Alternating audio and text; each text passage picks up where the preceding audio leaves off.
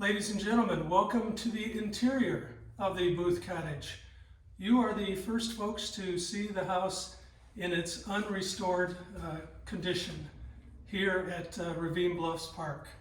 My name is Ed Goodale. I'm one of the directors of the Glencoe Historical Society. We are standing now in the largest space in the cottage. The entire cottage measures 51 feet long by 21 feet deep. And this living room space is roughly 15 feet by 33 feet. You will notice the lovely hearth that we have, but no fireplace. In moving the cottage, we determined that the fireplace would probably not survive without cracking. So we in fact removed the brick fireplace and left the hearth in place. We will be doing some programming on how we function within the cottage and determine what we're going to be doing with this fireplace space. And the next space we will go to is the kitchen, service kitchen, we'll say, and the volunteer area. We are standing now in what was originally the nanny's bedroom. This is a space right off of the living room, which was done during a renovation in the middle of the 20th century. Originally, this room opened off of the kitchen, which you'll see behind me. We will be keeping this space as a volunteer's work area and potential break room. And then the kitchen will be modified to be a service kitchen, which will allow us to basically do limited food-related events here.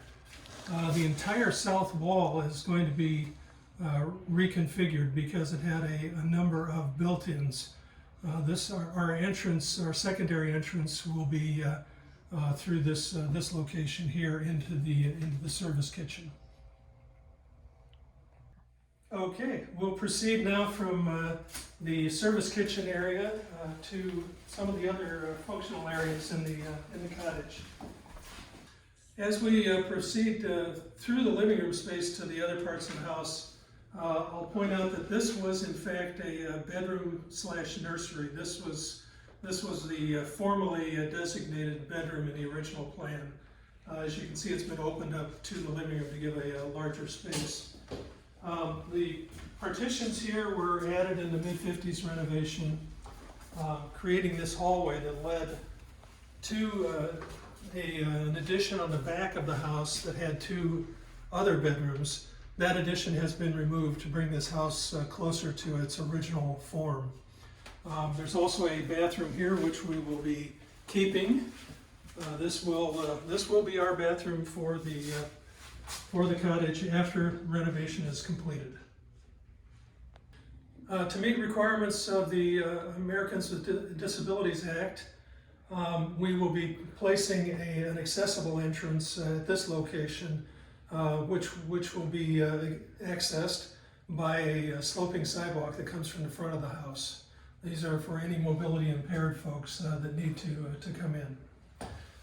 This hallway continues back to what was a sleeping porch. It was called a veranda on the original plan. And this was where, in fact, the boys slept with an early version of electric blankets. There's an amusing story that the blankets at that time were not thermostatically controlled, and if they weren't turned off before the boys fell asleep, tended to get pretty hot. So we'll leave it at that for this particular presentation. But the veranda was, of course, closed in the mid-50s renovation. This will either be a part of a meeting space for us or a part of our exhibit space. We're going to be reconfiguring the way you get into this room and the size of the room itself.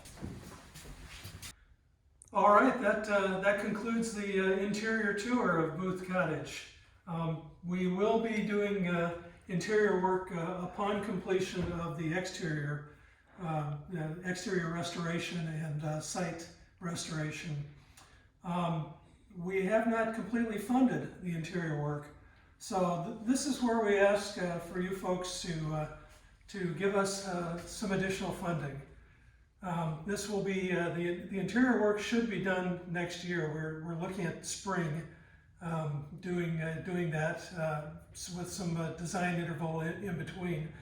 The location to donate funds is www.glencoehistory.org, and if you follow the prompts on screen, you will be able to find how to donate to Booth Cottage and help us bring this restoration to full fruition. Thank you for your time, and we hope you will come to visit us once we're complete with this.